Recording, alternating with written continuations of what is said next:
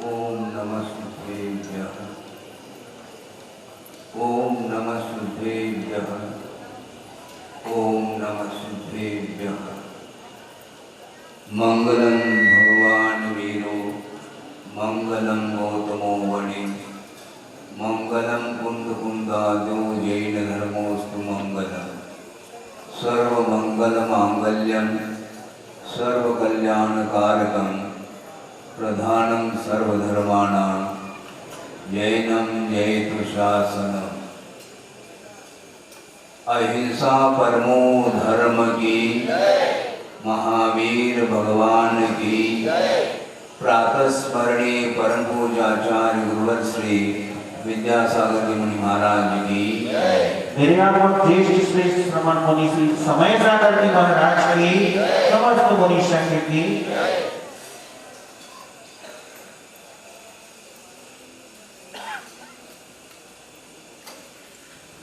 वर्षायोग की स्थापना के पश्चात कार्तिकेयन परीक्षा का स्वाध्याय आप लोग सुन रहे हैं और एक दिन प्रशस्त सागर जी के मुख से आत्मानुशासन का भी श्रवण आप लोग कर रहे हैं। इतने अनुशासित आप हुए हैं कि मुझे पूछने की आवश्यकता नहीं है, क्योंकि आत्मा को अनुशासित किए बिना धर्म का स्वाद नहीं आता। धर्म का संवेदन करने के लिए संयम की बड़ी आवश्यकता होती है और अनुप्रेक्षा का चिंतन आप लोग कर रहे होंगे और यह 10 लक्षण पर्व आपके बीच में आया है। 10 धर्म के स्वरूप के विषय में एक एक दिन संक्षेप से विवेचना व्याख्यान किया जाएगा और यह धर्म भी अपने आप में संवर के लिए कारणभूत है। इस प्रकार आचार्य उमा स्वामी महाराज कह रहे हैं तत्वार्थ सूत्र में। और यह 10 लक्षण पर्व कब से आ रहा है,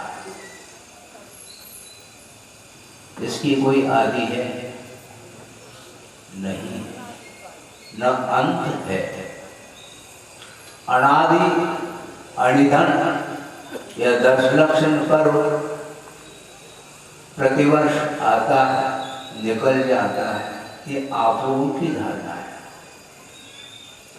क्योंकि यह संसार अनादि अनिधन है तो मोक्ष मार्ग भी अनादि अनिधन है। और अतीत में जितने भी भव्यात्मा हुए हैं जिन्होंने अपने परमात्मा तत्व को साधना के माध्यम से व्यक्त किया है, उसका आधार यह धर्म है। धर्म की परिभाषाएं भिन्न भिन्न शब्दों में की जा सकती है। शब्द सीमित है किंतु सबका आशय एक ही है।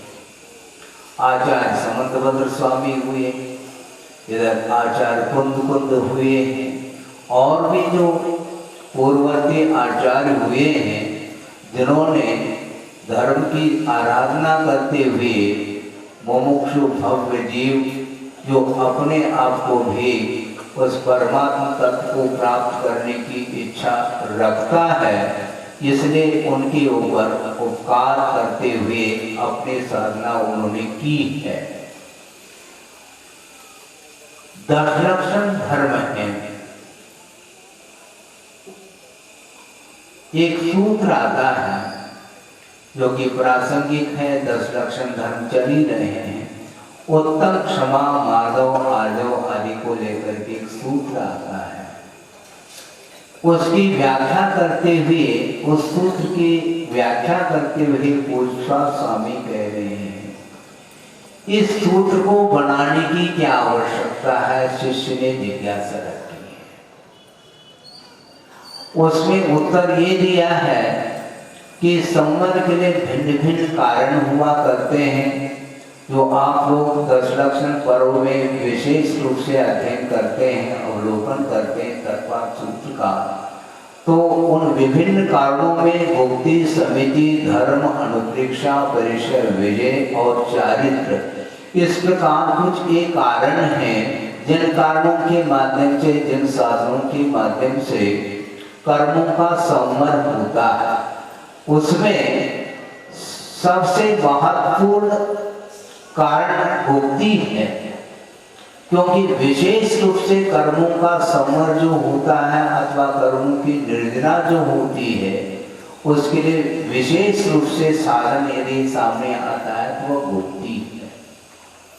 किंतु वो भुक्ति में लीन होने की क्षमता जिसके अंदर नहीं है, अंतर्मुख के उपरांत मान लो बाहर आना चाहता है, आने की आवश्यकता पड़ रही है, तो उस समय उसके लिए प्रवृत्ति में जो आए हुए श्रमण है, उन समितियों में प्रमाद होने की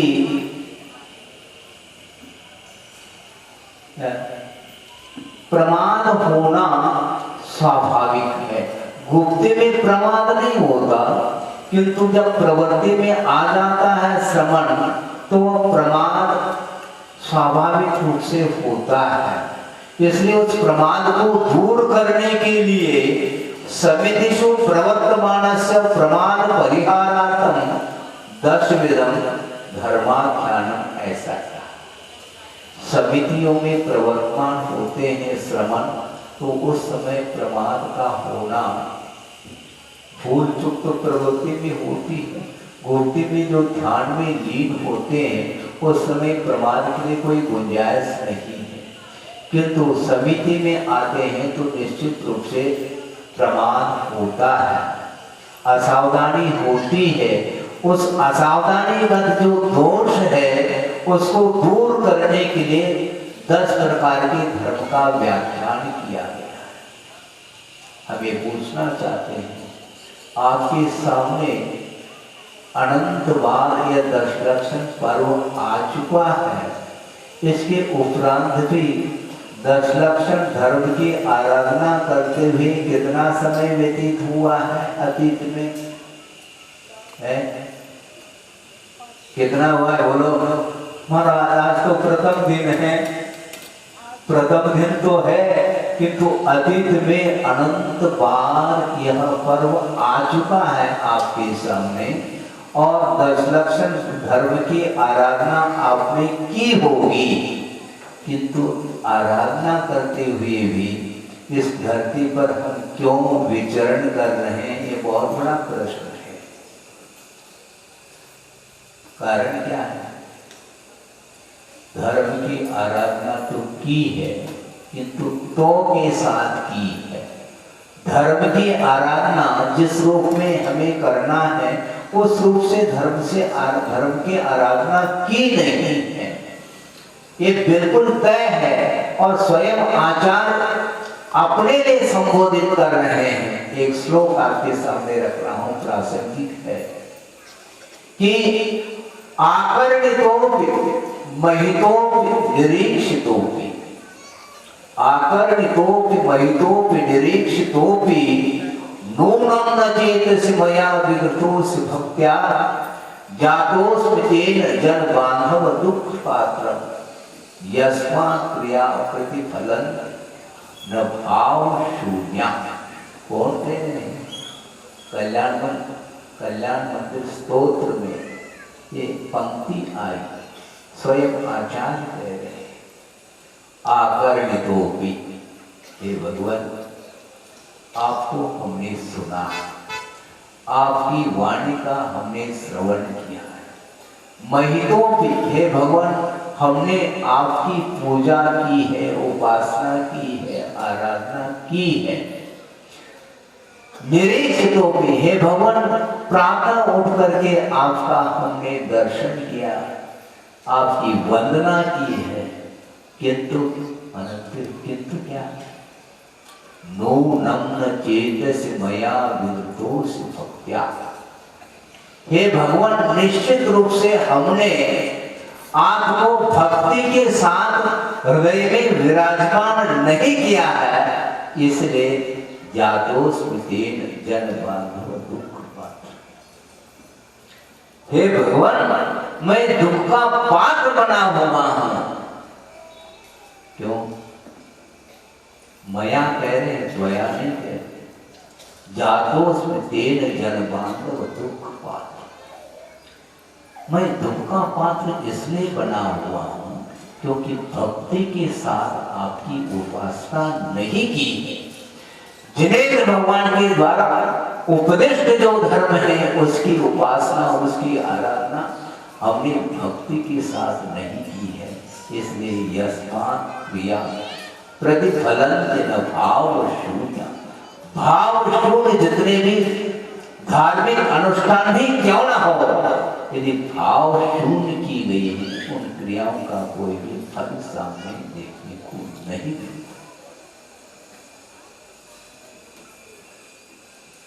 माया कह रहे हैं, दूसरे के लिए कहते हैं, किंतु आचार्य स्वयं अपने लिए कह रहे हैं। नूनम न चेतस मया विदुषोऽसि भक्त्या। भगवान, हमने आपको भक्ति के साथ हृदय में नहीं बिठाया है, उसी का परिणाम है कि अनंत काल व्यतीत हुआ है, फिर भी हमने केवल औपचारिकताएं दर्शाई। प्रतिदिन श्रवण 3 बार प्रतिक्रमण करते हैं और एक इंद्रिय से लेकर के पंचेंद्रिय तक जितने भी जीव हैं, उनके प्रति क्षमा याचना करते हैं। आज क्षमा पर्व है, क्षमा याचना तो की है, अनंत काल से करते आए हैं, किंतु हृदय से किसी को भी हमने क्षमा नहीं की। उसी का प्रतिफल है ये। हृदय से हम कार्य करते ही नहीं, केवल औपचारिकताएं चलती रहती हैं और एक धर्म हमारे सामने से खिसकते चले जाते हैं। क्या है? आलोचना तो नहीं हो रही आपकी? आलोचना नहीं। आपके पास लोचन है, आंख है। यदि आंख नहीं भी है तो श्रद्धा की आंखों से ही हमें धर्म का अवलोकन करना है। धर्म का अवलोकन यदि आस्था के साथ करते हैं तो निश्चित रूप से धर्म का परिणाम सामने आता है। कषाय प्रत्येक जीव के पास विद्यमान, और कषायों की उदीर्णा जो होती है वह प्रमाण के कारण होती है। यदि हम सावधानी पूर्वक यदि मान लो प्रवृत्ति करते हैं तो निश्चित रूप से प्रमाण की भूमिका से हम बहुत जल्दी ऊपर उठ सकते हैं। प्रमाण की सीमा कहां तक है? तो सिद्धांत कह रहा है कि प्रथम गुणस्थान से लेकर के 6ठे गुणस्थान तक, प्रमथ संयत गुणस्थान जिसको बोलते हैं, वहां तक प्रमाण की भूमिका है। सावधान रखिएगा। अविरत दशा में भी वह अप्रमत्त अवस्था का अनुभव कर सकता है। आपके मन में विकल्प उत्पन्न हो सकते, महाराज 6ठे गुणस्थान होते तो प्रमादी कहा और नीचे कैसे अप्रमत्त अवस्था आ सकती है? विचारणी है। ये ध्यान रखें कि अविरत दशा में वह वृद्धि नहीं है, किंतु ये अनिवार्य नहीं है कि वह हमेशा असावधानी पूर्वक ही प्रवृत्ति करे।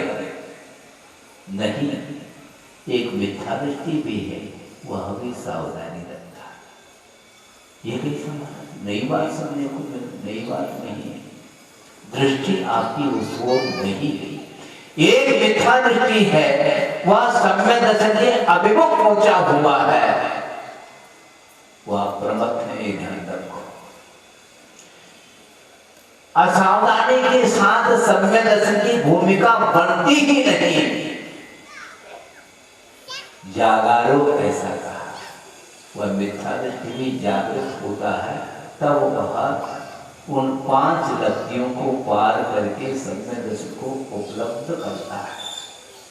खाते पीते सोते उठते बैठते सम्यक दर्शन रह सकता है, किंतु खाते पीते कभी भी सम्यक दर्शन की उत्पत्ति नहीं हो सकती, ये ध्यान रखें। इसलिए सावधानी के साथ हम प्रवृत्ति करते हैं तो निश्चित रूप से हम जो चाहते हैं, जो हमारे लिए अभिष्ट वस्तु क्या है, धर्म है, तो धर्म आपके पास है, उसको बहुत आसानी से प्राप्त किया जा सकता है, किंतु अप्रमत्त होने की बड़ी आवश्यकता है। सुन रहे हैं आप लोग, ध्यान से सुनेंगे 10 दिन तक, क्योंकि ध्यान नहीं रखेंगे, ध्यान से सुनेंगे नहीं, तो इसी का नाम तो प्रमाण है। धार्मिक क्षेत्र में प्रमाण बहुत होता आजकल, और ये आधुनिक व्यू चल रहा है। धर्म का श्रवण करके भी वह संसारी प्राणी अपने भावों को पवित्र नहीं बना रहा है। सम्यक दर्शन के अभाव में क्या दशा है संसारी प्राणी की, विचार करने की बात है। आज हम सम्यक दर्शन की चर्चा करते हैं, सम्यक दर्शन के अंगों के बारे में बार बार तत्व चर्चा के दौरान हम जिज्ञासा आदि रखते हैं, किंतु उन अंगों का क्या, उन अंगों की क्या दुर्दशा हो रही है, इसको हमें सामने रखना है। समझाने की दृष्टि से नहीं रखा जा रहा, समझने की दृष्टि से रखा जा रहा है। ये आधुनिक साधन, इसका बहुत दुरुपयोग हो रहा है समाज में।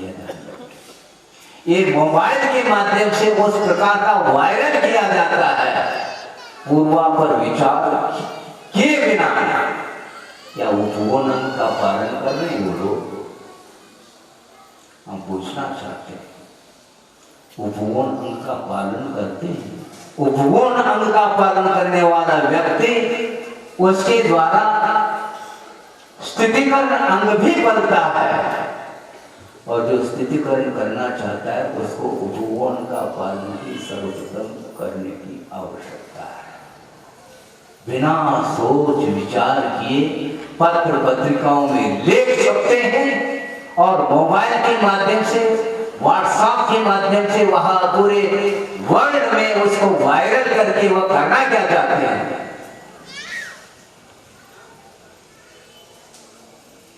सोचना चाहिए। अपने आप को धर्मात्मा बोलने वाले व्यक्ति की ये दशा हो रही है। इसलिए हमने भूमिका में ही ये बात आपके सामने रखी। हमारे सामने अतीत में अनंत 10 लक्षण पर्व निकल गए, लेकिन अभी भी आंखें खुली नहीं। अपने आप के संदर्शन की रक्षा करने वाला व्यक्ति इस ढंग से वह प्रवृत्ति कर नहीं सकता। ये ध्यान रखें।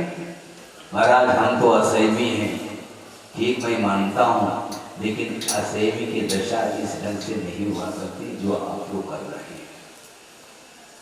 सम्यक दृष्टि का आचरण जो होता है वह ठीक मिथ्या दृष्टि से विपरीत आचरण होता है, ये ध्यान रखें। ये अर्थ नहीं मैं असहमी हूं तो बिल्कुल ही मर्यादा को लांघ करके मैं प्रवृत्ति कर सकता हूं, ये गलत धारणा है उसकी। सम्यक दृष्टि सम्यक दर्शन के अनुरूप ही आचरण करता, इसी को सम्यक आचरण की संज्ञा दी है कुल स्वामी ने अष्टभाव।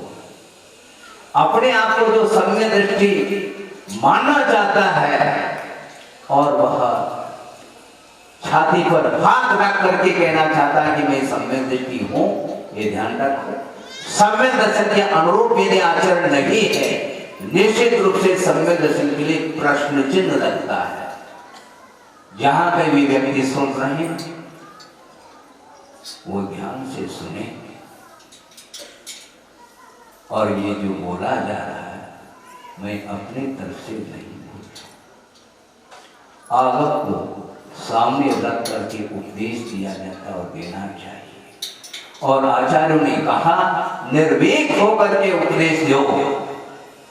हाँ, वर्तमान में जो अंधकार फैल रहा है वह अपने आप नहीं फैल रहा, फैलाने वाले व्यक्ति हुआ करते, उन्हीं के द्वारा अंधकार फैलता। अंधकार जो फैलता है वो मोह की देन है। मोह कर्म का अभाव कर ले वह अंधकार फैला ले, संभव ही नहीं। मोही कर्म का जिसने अभाव कर लिया उसके माध्यम से विश्व में प्रकाश ही प्रकाश फैलता चला जाता है, जो कि 50 साल से आप देख रहे हैं। गुरुदेव 50 साल के ऊपर हो गए, आचार्य महाराज विश्व के लिए प्रकाश दे रहे हैं, ध्यान रखो। यदि आप उस उपदेश को सुन करके भी आप अपने आंखों को नहीं खोलते हैं तो साक्षात यहाँ पर भगवान भी आ जाए तो आपके आंखों को खोल नहीं पाएंगे, ध्यान रखो। क्योंकि जबरदस्ती खोला नहीं जाता। भगवान के पास यद्यपि अनंत शक्ति है, किंतु उस अनंत शक्ति का प्रयोग दूसरे के लिए कर नहीं पाएंगे भगवान होकर के भी, ध्यान रखो। हम विश्वन के बुरी है। आप यदि मान लो हम उपदेश दे रहे हैं, इसको यदि मान लो आप उपेक्षा की दृष्टि से देखना चाहते हैं, हमें कोई परवाह नहीं, क्योंकि हम भगवान से बढ़ करके नहीं, ध्यान रखना। हम भगवान से बढ़ करके नहीं, क्योंकि हमने स्वयं भगवान की बात को हृदय में नहीं बैठाया। भगवान के आदेश उपदेश उनकी वाणी को आत्मसात नहीं किया है, तो मेरा क्या अधिकार है आपको कहने का कि आप धर्म के अनुरूप चलो। किंतु धर्म की ओर चलने की यदि भीतर से उत्कंठा है तो मन में प्रसन्नता आती है। आचार्य भी प्रसन्न होते हैं। महाराज आचार्य महाराज अप्रसन्न भी होते हैं क्या? वो किसी से अप्रसन्न नहीं होते, किंतु जो अनादि काल से संसार में परिभ्रमण कर रहा है और उसको यदि मान लो उसका मन भीगा हुआ है और वह भीग करके कुछ जिज्ञासा रखता है और इस संसार से ऊपर उठने की कुछ बात करता है, तो उसको देख करके मन में प्रसन्नता आती है। तो मैं ये कह रहा था कि संसारी प्राणी पूर्वापर विचार किए बिना चलता चला जा रहा है और ये कहता है कि मैं धर्म के पथ पर चल रहा हूँ। किसको कहना चाहते हो आप? धर्म के पथ पर, मोक्ष पथ पर चलने वाला व्यक्ति कभी भी कहता नहीं कि मैं मोक्ष पथ पर चल रहा हूं। कहने वाला धर्मात्मा नहीं होता है, ध्यान रखो। धर्म की आराधना करने के लिए कहा है, व्याख्यान बाद में होता है, समझाना बाद में होता है, पहले समझने की बात आती है। आप समझने की चेष्टा करिए। बहुत कम लोग हैं जो आगम के अनुरूप अपनी धारणा को बनाने वाले, और उस धारणा को भी आगम के अनुरूप बनाने के उपरांत भी उसकी रक्षा करने वाले तो विरल ही होंगे। अंतर मुहूर्त में सम्य दर्शन की उत्पत्ति होती भी है और समाप्ति भी होता है। पता तक नहीं पड़ता कि हमारे अंदर सम्य दर्शन उत्पन्न हुआ था और वह विलीन हो गया। सोचो, विचार करो, क्यों होता है? इसलिए हम अपने आप को भूल जाते हैं और दूसरे की ओर ही हमारी दृष्टि रहती है। कभी भी धर्मात्मा दूसरे धर्मात्मा का विरोध नहीं कर सकता, ये ध्यान रखो।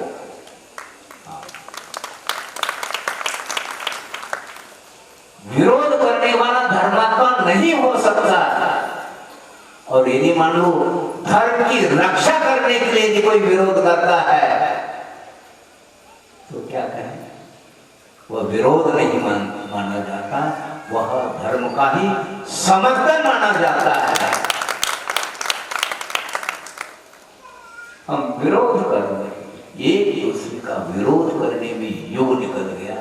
युग युग अनंत युग व्यतीत हुए हैं, समझना नहीं चाहता, धर्म की आराधना शांति के साथ करना नहीं चाहता, किंतु एक दूसरे की विरोध में लगा हुआ है। आचार्य कहते हैं हमें विरोध नहीं करना, हमें किसी के ऊपर हस्तक्षेप नहीं करना, किंतु क्या करना, हस्तक्षेप नहीं करो किसी के ऊपर, किंतु धर्म को हस्तगत करो, आत्मसात करो। ये कहा गया है आगम में। महाराज आप जोर से क्यों बोल रहे हैं? माइक आपने रखा है, थोड़ा सा जोर से भी बोलना पड़ता है, क्योंकि जब तक सत्य का प्रतिपादन निर्भीकता के साथ नहीं करेंगे तो वह सत्य सामने नहीं आता। ये भी ध्यान रखो, निर्भीकता तो अपनी जगह है, किंतु आचार्य कहते हैं निर्भीक वक्ता दुनिया में कई मिल सकते हैं, किंतु निरीह वक्ता मिलना बहुत कठिन है।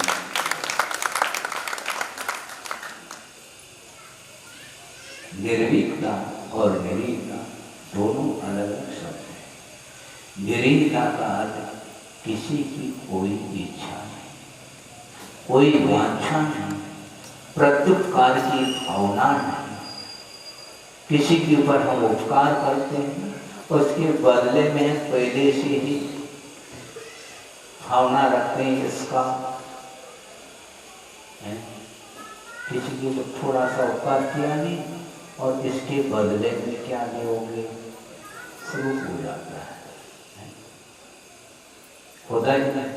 आचार्य कहते नहीं, सत्य का प्रकरण जब आएगा तब इसका स्वरूप उद्घाटित किया जाएगा, किंतु आचार्य कहते हैं जो आवेश में आकर के प्रवृत्ति करता है वह कभी भी क्षमा धर्म की उपासना नहीं कर सकता। ये निश्चित बात है, क्योंकि आचार्य कहते हैं कि कषाय के कुछ लक्षण हुआ करते हैं, कषाय के कुछ चिन्ह हुआ करते हैं। तीव्र कषाय के चिन्ह कौन से हैं और मंद कषाय के चिन्ह कौन से हैं, इसके बारे में भी हमें संक्षेप से समझना। आचार्य कह रहे हैं अपप्रशंसन करणम पूज्ये सुविदोष गहनशीलतम वेर धरणम च सुवीरम तीव्र कषायान लिंगानि, ऐसा कहा। ये तीव्र कषाय के लिंग अर्थात चिन्ह है। ये कषाय की तीव्रता और कषाय की मंदता।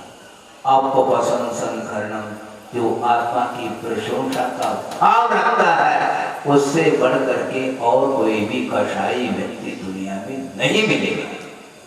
अपने आत्मा की तो प्रशंसा करता है और पूज्य दोष गहन, जो पूज्य पुरुष है जिनमें गुण ही गुण उपलब्ध होते हैं, फिर भी उसमें दोष को ग्रहण करना जिसका स्वभाव बन गया है, वह तीव्र कषाय, ऐसा आगम का कहते हैं। सुना तीव्र कषाय का सिम्टम्स क्या होते हैं, चिन्ह क्या होते हैं? अपने आत्मा की प्रशंसा और पूज्य पुरुषों में दोष को ग्रहण करने का भाव, और नहीं होते हुए भी उसको वायरल करने का जो भाव है, इससे बढ़कर के और कोई भी अहित नहीं हो सकता उसके द्वारा परिणाम की।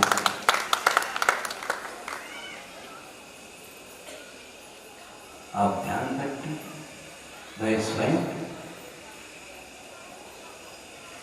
गुरुदेव के चरणों में लगभग 40 साल व्यतीत हुए, किंतु 6-7 साल जो मैं उनकी आज्ञा से बाहर रह करके धर्म ज्ञान कर रहा हूँ, किंतु ये ध्यान रखो, ये 7 साल भी उनके चरणों में ही हुए।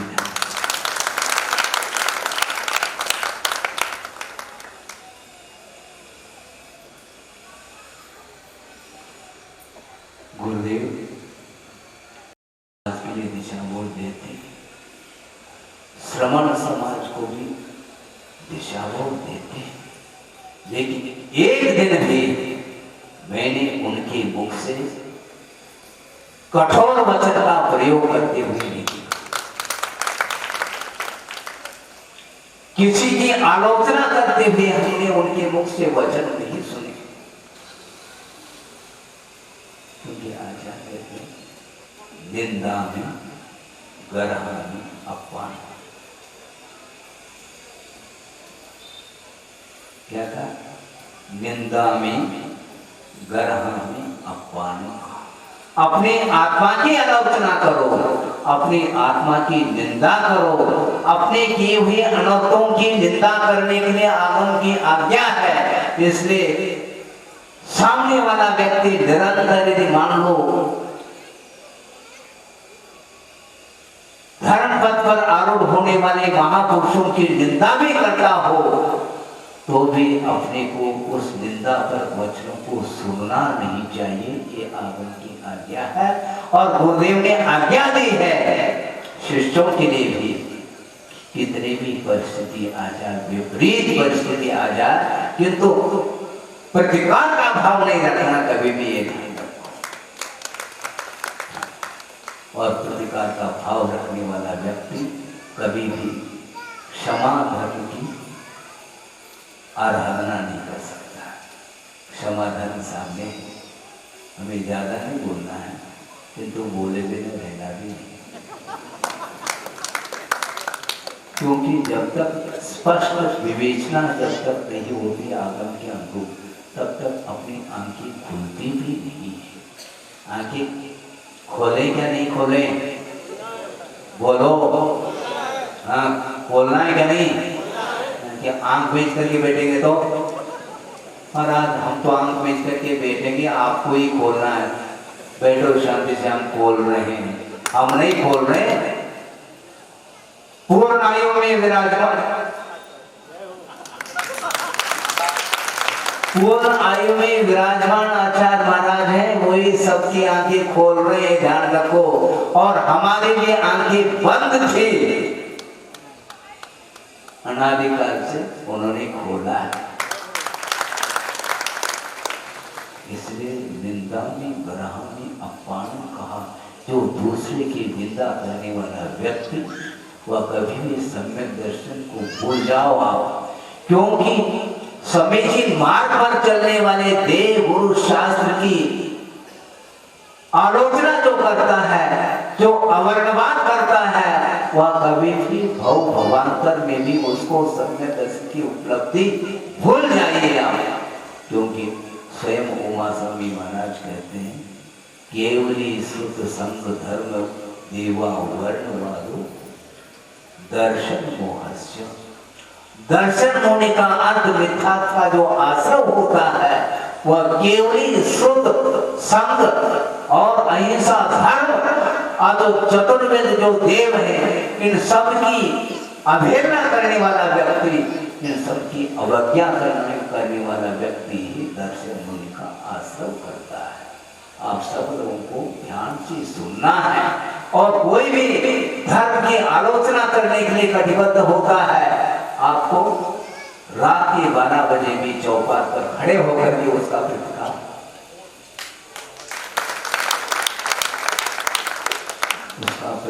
करना चाहिए।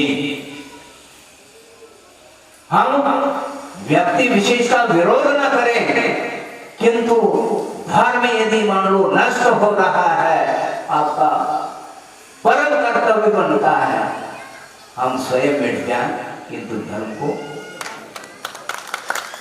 सुरक्षित रखने की बात मन में आनी चाहिए। इस प्रकार आगम की बात को रखने के सामने रखने के बाद में जिसकी आंखें नहीं खुलती है, जिसकी आंखें नहीं खुलती है, उसके लिए आचार्य कहते हैं उसके लिए नहीं कहना, किंतु जो चाहता है स्वहितम उपलिप्सु कहा, जो आत्महित चाहता है उसके लिए आप बार बार कहिए, कोई वादा।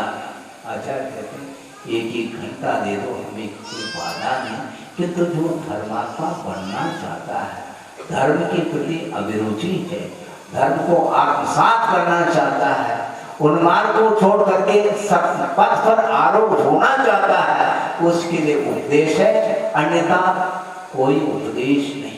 जो उपदेश का पात्र है उसी के लिए उपदेश दिया जाता है, जो उपदेश का पात्र नहीं है वह माध्यस्थ भाव का पात्र है। आचार्यों ने कहा यहाँ पर जो भी मैं बात कह रहा हूँ वह बहुत तोड़ करके कह रहा हूँ। ये तराजू है हमारे पास, महाराज आपके पास कौन सा तराजू? आगमी तो तराजू हमारे आगम तराजू है और हम तोल रहे हैं और वहां पर बैठे आधा आचार्य महाराज सही सही तोलना। हाँ हाँ बिल्कुल, दो क्वालिटी है, सभी चीज तोलो, स्वार्थ नहीं रखो, ये कहा है। हमारे पास कोई भी स्वार्थ नहीं, इसलिए आगम की अनुरूप देशना होती और आगम की देशना की जो उपेक्षा करता है उसके लिए कोई देशना है ही नहीं। वह माध्यस्थ भाव का पात्र है, ऐसा कहा। वो दया का भी पात्र नहीं है, ये कहा। इसका अर्थ ये होता है क्योंकि करुणा, दया, अनुकंपा उस व्यक्ति के ऊपर की जा सकती है जो धर्म को चाहता है, नहीं है वह धर्म सभा में बैठ करके भी वह अपात्र माना जाता है। हाँ,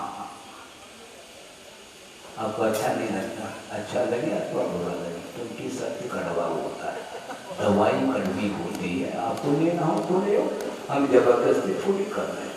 सभा में बैठने मात्र से वह धर्मात्मा थोड़ी है, धर्म को आत्मसात कर रहा है वही धर्मात्मा है, अन्यथा ओम शांति है।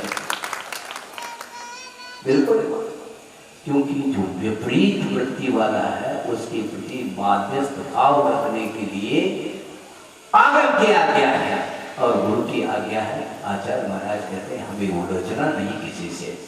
सुन रहे हैं आप ध्यान से सुने। आचार्य महाराज का ये कहना, मुझे किसी से उलझना नहीं, जो सुलझना चाहता है उसके सामने कुछ बात कही जा सकती है और कहूंगा। जिसको उलझने की जिसको आदत पड़ गई है वो उलझता चला जाएगा, अनंत काल से उलझा हुआ है और अनंत काल तक वह उलझता ही रहेगा।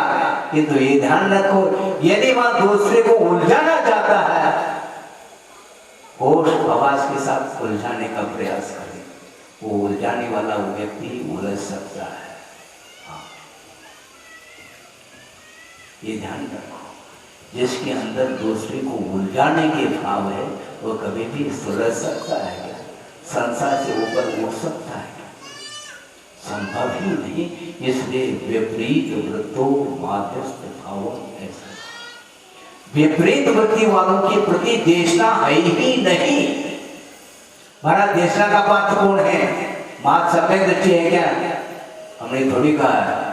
मिथ्या दृष्टि भी देशना सुनने का पात्र हो सकता है, लेकिन पात्रता उसके अंदर है तो देशना दी जा सकती है।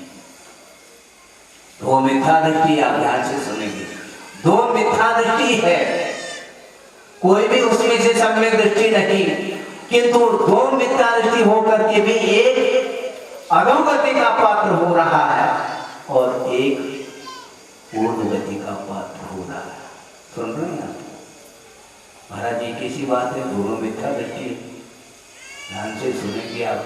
दोनों मिथ्या दृष्टि होते हुए भी एक मिथ्या दृष्टि वह है जो सम्यक दर्शन के सम्मुख पहुंच गया है, एक मिथ्या दृष्टि वह है जो मुनि के ऊपर उपसर्ग करने के लिए आतुर है। दोनों मिथ्या दृष्टि है, जमीन आसमान जमीन आसमान का अंतर है इसमें। एक मुनि के ऊपर उपसर्ग कर रहा है और एक मुनि बनने का भाव रख रहा है। दोनों वर्तमान में विद्या दृष्टि, ध्यान रखो, अंतर है क्या नहीं? एक अधोगति का पात्र होगा और एक मोक्ष पथ पर आगे बढ़ रहा है। एक कर्म सिद्धांत है कि मिथ्यात्व गुणस्थान में रह करके भी डायरेक्ट सत्ता स्थान को प्राप्त हो सकता है। अपने पास आगम है, ध्यान रखो, घबराओ नहीं। महाराज आप जो बोल रहे हैं कि ऐसा ना हो कि आप ही उलझ जाओ, हमें उलझने वाले नहीं, ध्यान रखो। बहुत सावधानी के साथ बोल रहे हैं, प्रमाद के साथ नहीं बोला जा रहा, अप्रमत होकर के व्याख्या की जा रही है।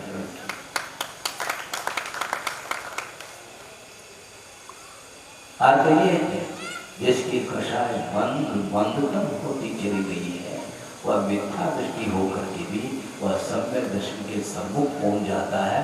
अगले पल में एक साथ सम्यक दर्शन, एक साथ रत्नत्रय को अंगीकार करके अंतर्मुख में वह मुक्त हो जाता है। ध्यान रखो, कौन होता है?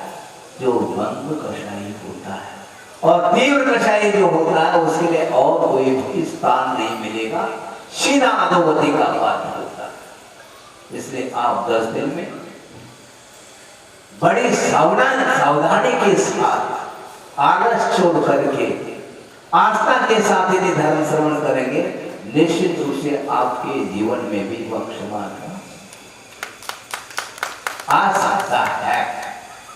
अर्थ क्या हुआ कि 2-3 विशेषण दिए हैं।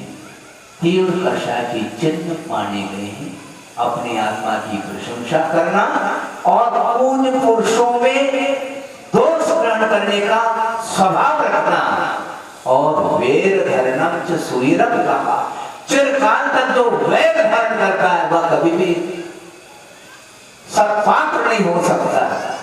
उसके प्रति आचार्यों ने कहा शांति बनाए रखो, क्योंकि उसकी कर्म की लीला अपरंपार है।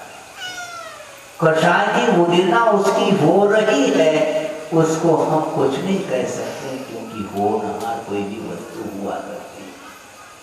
वृषभनाथ भगवान सामने विराजमान है और मारीची वहीं पर है। उपदेश का असर हुआ, बोलो।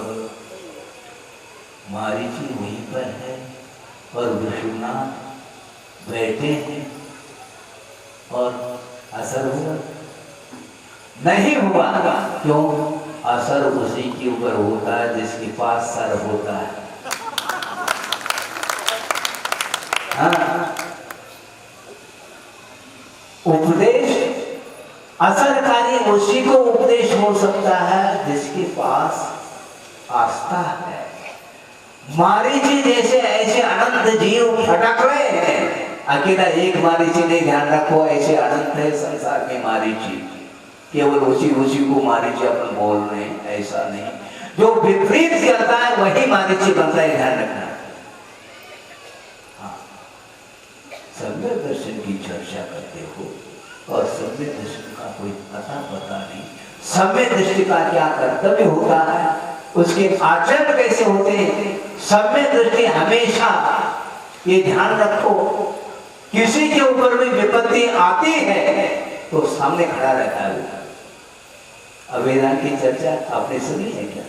एक महाराज ध्यान में लीन है, ज्यादा कथा को लंबा नहीं करना हो क्योंकि कुछ विषय भी देना है। ध्यान में लीन है और एक सामने से शेर आ रहा है, मुनि महाराज गुफा में बैठे हैं और एक शुकर, ये घूमने वाले शुकर नहीं, जो जंगली शुकर होते हैं, वो शेर को भी पछाड़ने की क्षमता रखते हैं। वो ऐसे जंगली सुअर देख लिया उसने, शेर जा रहा है, बस्ती में जा रहा है, और भावना उसके अंदर है कि भीतर ध्यान में लीन है और भक्षण की भावना को लेकर के जा रहा है। मस्त चाल से जा रहा है, किंतु उससे भी पहले छलांग लेकर के आकर के खड़ा हो गया कौन? वह जंगली सुअर। और वह कह रहा है नो एडमिशन विदाउट परमिशन, मेरे अनुमति से तुम भीतर जाओगे, देख लेना। अब यही हुआ, आपस में संघर्ष हो गया है और उस संघर्ष में दोनों का अवसान हो रहा है। क्या सुना? उस संघर्ष में शेर और सूखा दोनों का अवसान हो गया, किंतु सूखा स्वर्ग चला जाता है और शेर अधोगति का पात्र बनता है। क्यों? जिसके अंदर हिंसा के परिणाम है, जिसके अंदर भक्षण के परिणाम है, वह कभी भी उत्थान का पात्र नहीं हो सकता, वो कभी भी उत्थान को प्राप्त कर ही नहीं सकता। संक्षिप्त में अपने अभयदान के प्रकरण में ये आचार्य समंतभद्र देव ने कहा, पशु होकर के भी रक्षा की बात कर रहे हैं, धर्म की रक्षा की है उस शुकर ने। ये ध्यान रखो, आप ही धर्म की रक्षा कर रहे हैं ऐसा नहीं, धर्म की रक्षा उस शुकर ने और प्राणों को न्यौछावर कर दी उसने, किंतु धर्म की रक्षा की। आप क्या करना चाहो बोलो, क्या करना चाहो? डूबते हुए धर्म को बचाना चाहिए और आपकी भूमिका अलग है, श्रवण की भूमिका अलग है। श्रवण आगम के अनुरूप उपदेश लेकर के धर्म की रक्षा कर सकता है, करते हैं, और आपके पास जो कुछ भी साधन है उसके माध्यम से धर्म की रक्षा करना आपका भी परम कर्तव्य होता है। यदि नहीं कर रहे तो आप कायर सिद्ध होंगे, ध्यान रखो। आप शूरवीर नहीं, अपने आप की रक्षा करने के लिए तो आगे आते हैं, किंतु धर्म की रक्षा करने के लिए जो पीछे हटता है वह कायर बना जाता है। आपको कायर नहीं होना, किंतु जो व्यक्ति खुले आम धर्म की अप्रभावना करने में लगा हुआ है तो आपका कर्तव्य बनता है, क्योंकि आप भी धर्मात्मा है क्या नहीं? और आप भी धर्मात्मा है, क्योंकि अभी अभी क्षमा धर्म की पूजा की। धर्मात्मा आप हैं, तो जो अपने आत्मा की प्रशंसा करने में लगा है और पूज्य पुरुषों में दोष लगाने में लगा हुआ है और उनके साथ वैर धारण करता है, वह व्यक्ति तीव्र कषाय का पात्र है। ऐसा वह तीव्र कषाई माना जाता है, तो मंद कषाई नहीं। महाराज फिर मंद कषाय भी तो कुछ चिन्ह हुआ करते हैं क्या नहीं? उसके लिए भी कार्य करनी है। संवत कवि प्रिय वचन, सबके प्रति प्रिय वचन करना। दुर्वचने दुर्जने खम करना, जो दुर्जन है और दुष्ट वचन का प्रयोग कर रहे हैं उनके प्रति भी क्षमा भाव रखने के लिए आगम किया गया है। हम विरोध की शिकार नहीं करते, किंतु आगम में जो आज्ञा दी है, आगम में जो विषय आया है धर्म का स्वरूप, उसके अनुरूप ही हम व्याख्यान करेंगे। सबके प्रति प्रिय वचन, और दुष्ट व्यक्ति यदि मान लो दुर्वचन का भी प्रयोग करता है तो उसके प्रति भी क्षमा भाव धारण करने के लिए आगम की आज्ञा है। और सबसे से गुण गाना, जितने भी लोग हैं धर्मात्मा है, उनमें गुण ही गुण दिखाई देना चाहिए।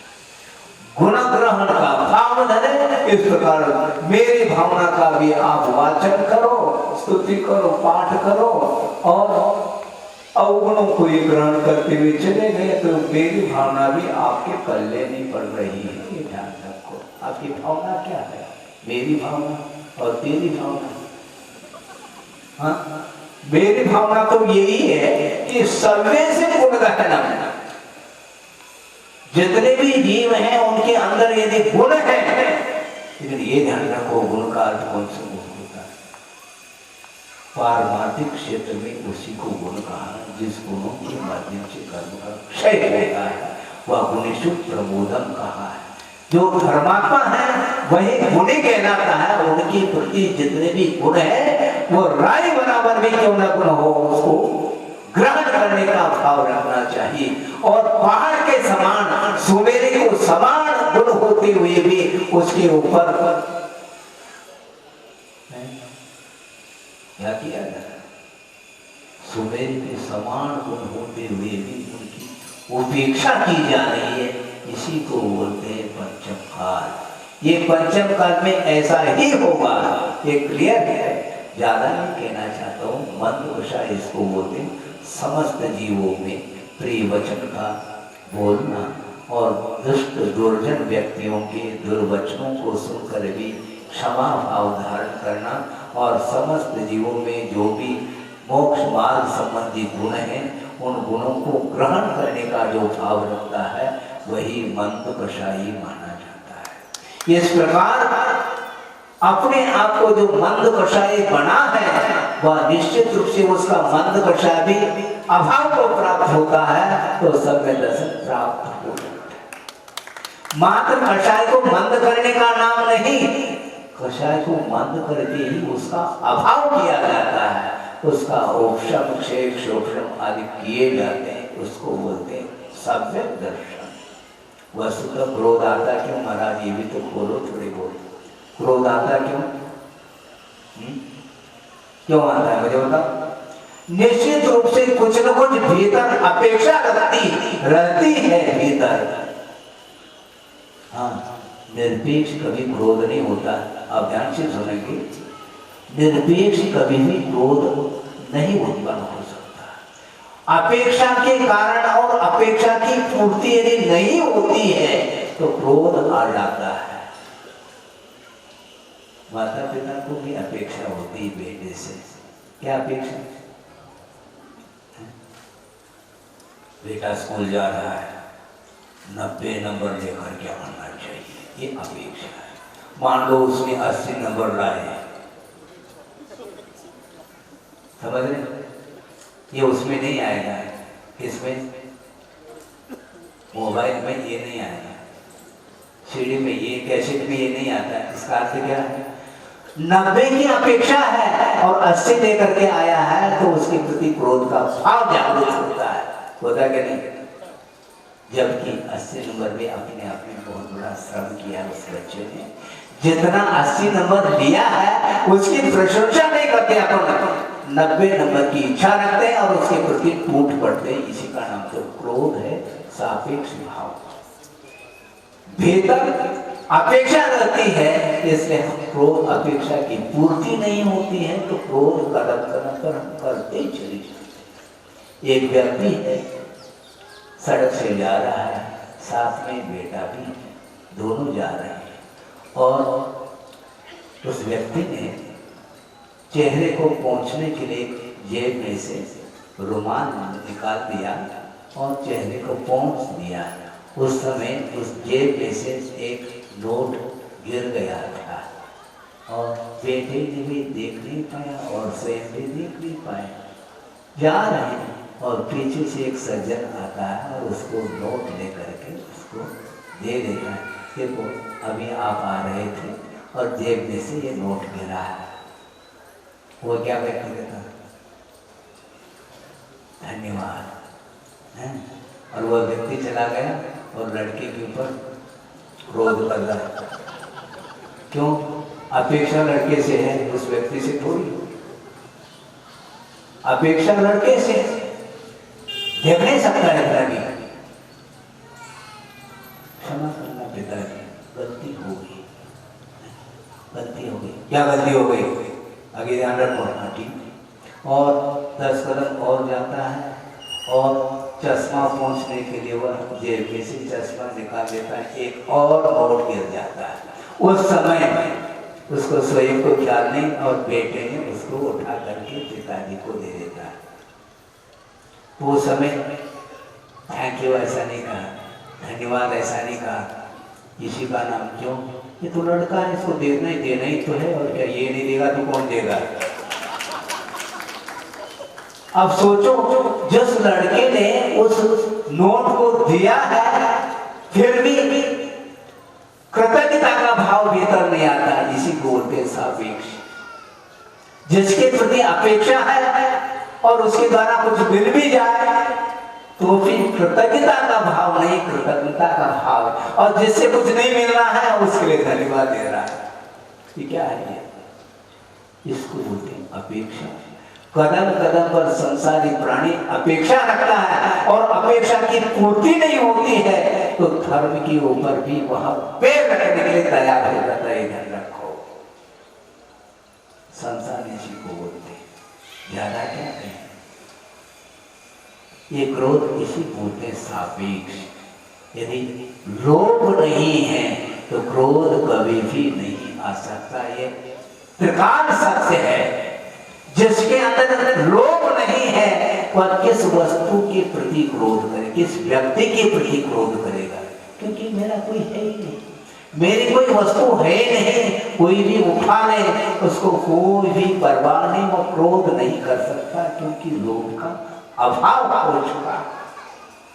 इसलिए श्रवण किसी के प्रति क्रोध नहीं करते क्योंकि उनके अंदर कोई लोभ है नहीं।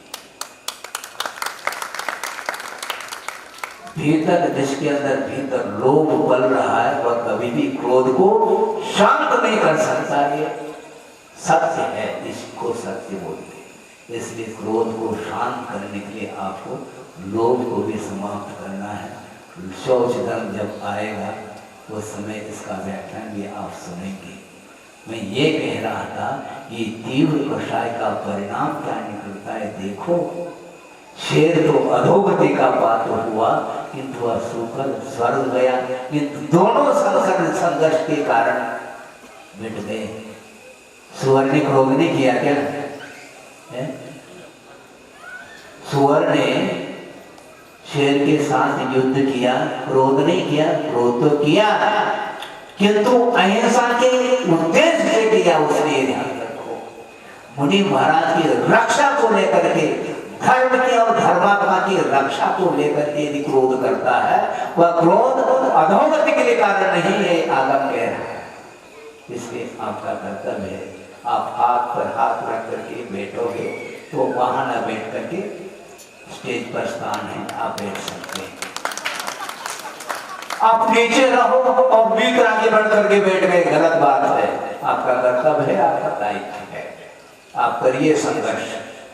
धर्म की रक्षा करने के लिए आपको संघर्ष में जीवन व्यतीत करना पड़ेगा और संघर्ष का अंत हर्षमय होगा। ये स्वयं आचार्य है। इसलिए कषाय को तीव्र मत बनाओ, कषाय को मंद बनाने की आवश्यकता है। इसलिए क्रोध का अभाव करो तो क्षमा धर्म जागृत होगा। एक क्षमा भी वैसे ही करते हैं यहाँ पर। हाँ, क्रोध तो वैसे ही नहीं करते। सुनो, क्रोध तो वैसे ही नहीं करते, किंतु क्षमा तो वैसे ही। हाँ बिल्कुल, मजबूरी में की गई क्षमा नहीं मानी जाती है, ध्यान रखिए, क्योंकि मजबूरी। आप सड़क से जा रहे हैं, किसी का धक्का लग गया, मान लो, मुड़ करके देखते हैं कौन है ये। यदि निर्बल है तो एक दो बिस्किट, एक दो चांटा देंगे, और ये सबल है मान लो आपसे, वो कहता है क्षमा करना, हम धक्का लगे, नहीं ऐसा होता है, कोई बात नहीं। अच्छा, आप क्षमा कर रहे हैं उनके प्रति, मतलब ये मजबूरी में की गई क्षमा मानी जाती। सबल है तो हम क्षमा मांगते हैं, निर्बल है तो टूट पड़ते हैं। ये ध्यान रखो, ये न्याय नहीं माना जाता।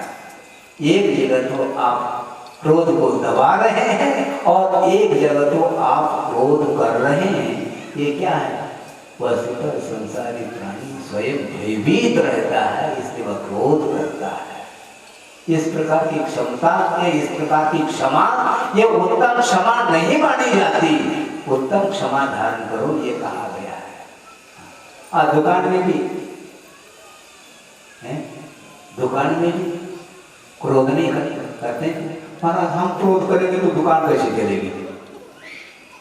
समस्या है, दुकान खुली है और यदि मान लो एक ग्राहक के ऊपर ग्राहक आ रहे हैं, उस समय आप क्रोध करते कभी करते हैं क्या? ग्राहक आया, ये दुकान तो कपड़े का दुकान है, मान लो कपड़े की, तो ये दिखा दिया, वो दिखा, विभिन्न प्रकार की वैरायटी सारे दिखा दिए और उसने कहा फिर आ जाता हूँ कभी, अभी पसंद नहीं है। कोई बात नहीं, आप कह रहे थे क्यों क्रोध करते हैं? भैया क्रोध करेंगे तो वापिस में आएगा नहीं। क्रोध यदि उसके ऊपर हम टूट पड़ेंगे तो दुकान तो फिर बंद करना पड़ेगा। तो इस प्रकार स्वार्थ के लिए आप क्रोध को पी लेते हैं। पीते कि नहीं? पीते चलिए। स्वार्थ के कारण क्रोध को पी लेते हैं, मजबूरी में क्षमा भी मांग लेते हैं। ये सब क्या है? ये केवल औपचारिकता इस प्रकार की। इसीलिए हमने शुरुआत में बात रखी थी कि अनंत बार ये 10 लक्षण पर्व आपके सामने से गुजर गया है। इसके उपरांत में हमारे अंदर क्षमा के भाव नहीं आ पा रहे हैं। कैसी वृत्ति होगी संसारी प्राणी की? बहुत कठिन काम। किंतु क्रोध को समाप्त करने के लिए क्षमा भाव धारण करने की आवश्यकता है। एक छोटा सा प्रसंग आपके सामने रख रहा हूँ। देर भी हो जाए कोई वादा नहीं, क्योंकि देर से मैंने खाया। हम क्या कर सकते हैं? एक दो प्रसंग है उसको हम रखना चाह रहे हैं, जल्दी जल्दी कर रहे हैं हम भी। एक साधु जी हैं और वो नाव से यात्रा कर रहे हैं, और वो अकेले नहीं, लगभग एक युवा मंडली भी उसमें नाव में बैठी है। यात्रा चल रही है और वो तो साधु के पास तो क्षमा तो रही। साधु तो हमेशा क्षमा की पूर्ति, और वो युवा वर्ग मौज मस्ती के साथ वो यात्रा कर रहे हैं। और धीरे धीरे धीरे मस्ती करते करते करते साधु जी के ऊपर भी कुछ हरकतें उनकी हो भी गई। क्या? क्यों बाबा जी, आपको तो अच्छा खाना पीना मिलता होगा, आपके लिए भी ठाट बाट मिलता होगा। इस प्रकार वह कमेंट्स करते हुए जा रहे हैं। और यहाँ तक उन्होंने कमेंट्स करना तो दूर है, और उन्होंने क्षमा की परीक्षा देनी चाहिए, और उस क्षमा में भी वो खड़े उतर गए। ध्यान रखो, ये प्रसंग पूर्ण होने दो, अपने आप याद होता है। वो शांत बैठे हैं, बहुत मस्ती करना है, करने दो, क्योंकि नया पूर्ण है। वृद्ध होते तो शायद ही कर पाते, क्योंकि दुर्जन के प्रति भी क्षमा भाव रखने के लिए कहा है ना। और वो साधु हैं, शांत बैठे हैं, और इस प्रकार वो कमेंट्स करते करते करते यहाँ तक पहुँच गए, गाली गलौज इत्यादि शुरू हो गया। यहाँ तक कि उसी में से एक युवक ने ऐसा साहस करने का प्रयास किया और अपने जूते को उस साधु जी के पैर पर चढ़ा दिए हैं। तो उस समय साधु जी तभी शांत है। लेकिन ध्यान रखो, प्रकृति साथ नहीं देती, और नैया डगमगाने लगी और तूफान आने लगा, और अकस्मात आकाशवाणी हुई। और उस समय देव प्रसन्न हुए हैं। ऐसा ये कथा हमने पढ़ी थी, और प्रसन्न होकर के उन्होंने साधु जी को पूछा, क्यों, क्या करूं, बोलो। आप चाहें, साधु जी के लिए कह रहे हैं वो देव, आप चाहें तो 1 मिनट नहीं लग सकता, उस नाव को पलटा सकता हूं। पलटा दूं क्या?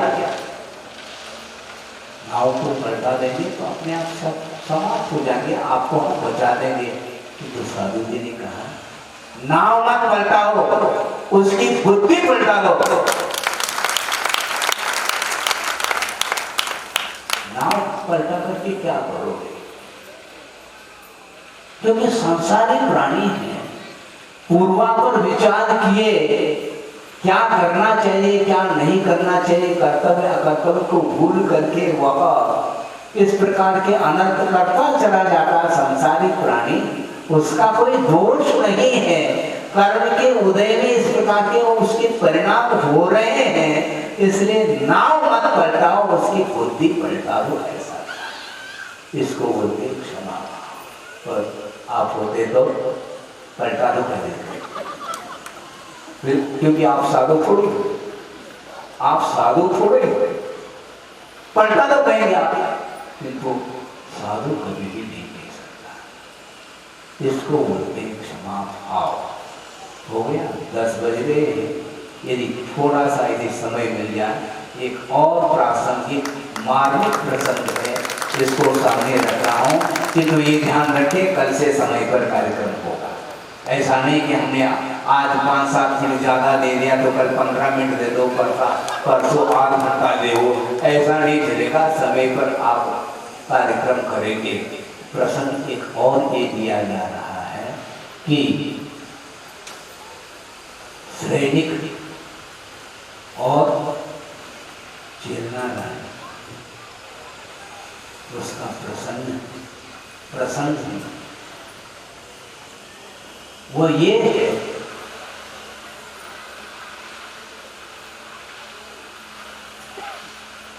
चेरना सो रही है और रात में वो गड़बड़ा रही है। ध्यान से सुने, सो रही है किंतु गड़बड़ा नहीं। क्या गड़बड़ा? उसका क्या होगा? सुन रहे हैं? उसका क्या होगा? एक बार, 2 बार, 3 बार उसके मुख से इस प्रकार के शब्द निकल पड़े तो सम्राट सैनिक जग रहे थे उस समय। उन्होंने सोचा उसका क्या होगा, उसका क्या होगा, ये बोल रही है। तत्काल क्या होता है? संदेह हो जाता है। अरे अभी तक इसके ऊपर मेरा गर्व था, अभी तक इसको धर्मात्मा के रूप में स्वीकार किया था, इसकी वृत्ति, किंतु आज तो ये बोल रहे उसका क्या होगा, उसका क्या होगा। निश्चित रूप से इसका मन किसी न किसी अन्य व्यक्ति में आसक्त है। इस प्रकार वह सैनिक सोच रहा है और सोचता है, और सुबह होते ही अपने राजकुमार अभय कुमार को आदेश करता है विलंब नहीं करना। क्या आदेश है महाराज? आदेश ये है कि अविलंब इस अंतःपुर को भस्म कर देना है और इसको चेला रानी को भी हाँ इस प्रकार कहा और उन्होंने आज्ञा दी, मैं अभी समोषण जा रहा हूँ, महावीर भगवान वीर प्रभु की वंदना करने के लिए जा रहा हूँ, किंतु अविलंब इस कार्य को करना ये मेरा आदेश है। और वो चले गए। और इधर अभय कुमार सोच रहा है, कहाँ तो ये सम्राट और कहाँ तो अपने ही पिता। मजबूरी है, केवल पिता होते तो फिर भी हम मान लेते हैं कि तो साथ साथ राजा है और राजा की आज्ञा का आदेश का उल्लंघन करो, एक ऐसी बात बनेगी। वो कर रहा है, वो सोचता है आज्ञा भंग करूं तो काम नहीं चलेगा और आदेश का पालन करूं, मेरे ही हाथों से जीवित अपनी मां को जलाऊं, इतना जघन्य अपराध मुझसे नहीं बन सकता। समस्या यह है कि आज्ञा है राजा की और पिता की आज्ञा है, आदेश का पालन भी करना है और अपने मां को बचाना भी है। दोनों बातें कैसे बनेगी? बनती है, दिमाग चलाने से सब बन जाता है। हाँ, सब बन जाता है। और वो चले गए पिताजी, समोषण में पहुंचे, प्रभु की वंदना कर ली, स्तुति कर ली, पूजन अर्चन करके बैठ गए और वहां पर समोषण में सदियों की प्रशंसा हो रही थी। उस उपदेश में सदियों की प्रशंसा कर रहे थे। कौन हुआ? तो सैनिक को संदेह हुआ, ये क्या बात है? मैं तो उसके ऊपर संदेह कर रहा हूं, उसके चरित्र पर, किंतु इधर तो भगवान के मुख से सुनने में आ रहा है कि वो सम्राट, महारानी, श्रेणी की महारानी, सतियों में अग्रणी है और धर्मनिष्ठ है। इस प्रकार प्रभु के वचन सुनते ही उनको लगा क्या मामला है। पुरानी जिज्ञासा रखी, भगवान मुझे संदेह हो रहा है, किस बात को लेकर के आपके वचनों में संदेह हो रहा है। क्यों? क्योंकि हमने तो इसके मुख से सुना था, नींद ले रहे थे और सोते सोते अपने मुख से उन्होंने बोला, उसके मुख से वचन सुनने को मिले कि उसका क्या होता होगा, इसको लेकर के मुझे संदेह हो रहा है। और आप बोल रहे सती है, सती में अग्रणी है और धर्मनिष्ठ आप बोल रहे हैं, तो उसके वचन क्या सतीत्व के प्रतीक है क्या, उसका क्या होगा। इस प्रकार उसके मुख से वचन तुमने सुन लिए कि ये वचन क्या सतीत्व के प्रतीक है क्या। रोम रोम में आग लगी है भगवान, इस वचनों को सुन करके सैनिक बैठ जाओ, शांति से धैर्य रखो, बिना सोच विचार किए भी कदम उठाते हैं तो निश्चित रूप से अनर्थ ही हाथ लगता है। बात ये थी, भगवान ने कहा कि देखो एक दिन चेलना दर्शन के लिए आई थी और वापस लौटते समय मार्ग में एक सड़क पर मुनि महाराज खड़े थे, ध्यान कर रहे थे और वह सर्दी का मौसम था और भयंकर कड़ाके की सर्दी पड़ रही थी और दर्शन करके वह पहुंच गए अपने महल में। और जब सो गए उस समय उसका हाथ बाहर था, पूरा का पूरा बदन ढका हुआ था वस्त्र से और जो कुछ भी ओढ़ने योग्य जो ओढ़ करके सोई थी, किंतु उसका हाथ बाहर था और कड़ाके की सर्दी के कारण वह हाथ डेड हो गया था। उस समय वो सोच रही थी कि देखो इतना बदन पर वस्त्र है, अनेक प्रकार के प्रबंध के साथ हम शयन कर रहे हैं, फिर भी सर्दी का निवारण नहीं हो पा रहा है और उनका क्या होगा, उनका क्या होगा, मतलब मुनि महाराज का क्या होता होगा। ये भाव थे उसके अंदर, ये शब्द थे। इन शब्दों को पूर्वापर विचार किए बिना तुमने यह कदम उठाया, ये ठीक नहीं। महाराज क्षमा करना, उतावले में ऐसा ही होता, मैं क्या करूं, चले जाओ, क्षमा तो सभी के प्रति है। और वापिस लौट रहा है और सैनिक और लौट नहीं रहा, वहां दौड़ता चला जा रहा, भाग रहा है कहीं ऐसा ना हो कि वह अंतःपुर भस्म न हो गया होगा। वो बहुत आकुलित है और भाग रहा है, भागता भागता रास्ते में वह अभय कुमार मिला और तुरंत उसको पूछा, क्यों अभय कुमार क्या किया तुमने? आपकी जो आज्ञा थी महाराज हमने तो कर दिया। आग लगानी? हाँ बिल्कुल आग लगानी। बड़ा अनर्थ हो गया। अनर्थ कुछ नहीं हुआ, धैर्य रखो पिताजी, धैर्य रखो। अनर्थ कैसे नहीं हुआ? आपने कह दिया जला दिया, आपने कह दिया आग लगा दी। हाँ आग तो लगा दी हमने, किंतु आग तो उस महल तक पहुंचने के लिए पूरा एक दिन लगेगा। एक दिन समझ में आ गया कि नहीं? उस आग को उस महल तक पहुंचने के लिए शाम हो जाएगा, पहले से ही आप पहुंच गए, बहुत अच्छी बात है, नहीं तो आग लग जाती। समझ में? अभय कुमार ने बहुत होशियारी के साथ कार्य किया था, क्योंकि आज्ञा का पालन भी करना है और मां की रक्षा भी करनी है।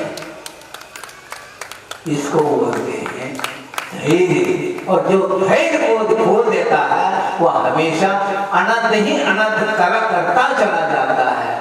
बात समझ में आ गई आपको? छोटा सा प्रसंग था, किंतु राजा को उस अभय कुमार ने पाठ दे दिया। उतावली के साथ कभी भी नहीं चलना चाहिए।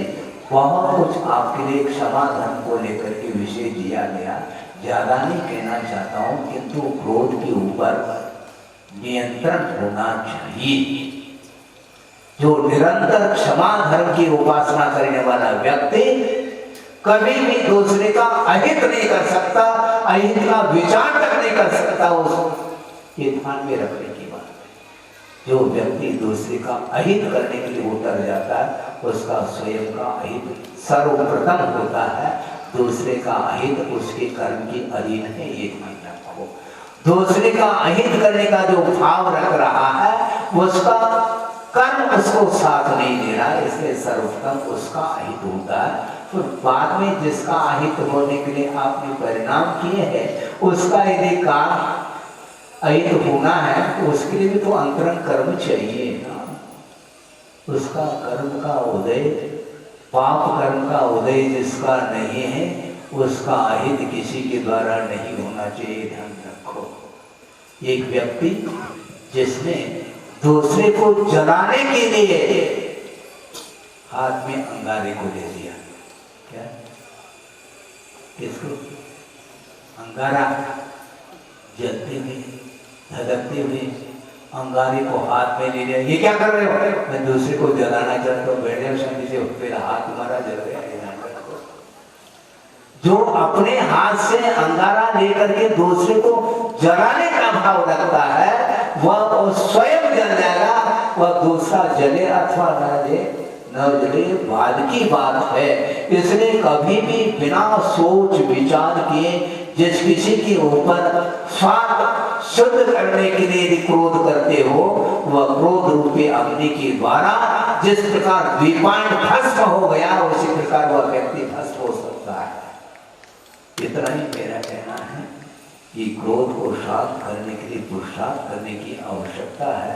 अनंत काल से पुरुषार्थ इस संसारिक प्राणी ने किया है कि नहीं किया, ये मैं नहीं जान सकता, किंतु काल देखते हुए ऐसा लगता है कि अतीत में इसने कभी भी क्षमा धर्म की उपासना नहीं की होगी, ऐसा लगता है। सबके लिए नहीं कहा जा रहा, किंतु जिसके अंदर अभी भी क्रोधाग्नि जल रही है, उसने कभी भी अतीत में नहीं किया है, ये निश्चित बात है। इसलिए हमें दूसरे को भी समझाना, दूसरे के लिए उपदेश नहीं देना, किंतु जो आगम में उपदेश दिया है भगवान ने, उसको आत्मसात करने का भाव रखना चाहिए। इसी का नाम क्षमा धर्म है। क्षमा धर्म की आराधना करने के लिए आपको क्रोध को शांत करना है, और क्रोध शांत किसके द्वारा होगा? क्षमा रूपी नीर के द्वारा ही। क्षमा रूपी जल धारा छोड़ो, आपने शांति धारा उठ करके कर लिए ना, अब शांति धारा कर ली, बाहर जा करके क्रोध नहीं करना है, शांति धारा कर ली है तो आपका मन भी शांत होना चाहिए। इसलिए भिन्न भिन्न निमित्तों को लेकर के कर्म की उदीर्णा हो सकती है, ये स्वाभाविक है, किंतु सावधानी के साथ यदि हम कदम उठाते हैं हर क्षेत्र में, तो निश्चित रूप से हम अपना भी हित कर सकते हैं और दूसरे के लिए भी हित करने के लिए सहयोग दे सकते हैं। इन्हीं पवित्र भावना के साथ मैं आपको इतना ही कहना चाहता हूँ कि क्रोध को शांत करने के लिए इर्द गिर्द कहीं बाहर जाने की आवश्यकता नहीं, आपके भीतर ही क्षमा धर्म है। क्षमा धर्म की आराधना करते हुए अपने जीवन को व्यतीत करेंगे, निश्चित रूप से अंतर्मुक्त नहीं लग सकता, क्रोध रूपी अग्नि बुझ सकती है। और क्रोध रूपी अग्नि जब बुझेगी तो निश्चित रूप से क्षमा धर्म की उपासना आप करते रहेंगे और उस क्षमा धर्म की उपासना के माध्यम से ही हमें शांति की उपलब्धि हो सकती है। वो इस पवित्र भावना के साथ अहिंसा परमो धर्म की जय। बोधि समाधि परिणाम शुद्धि स्वात्मोपलब्धि शिव सौख्य सिद्धि चिंतामणि चिंतित वस्तुदानी वा मंत्र मानस्य ममास्तु।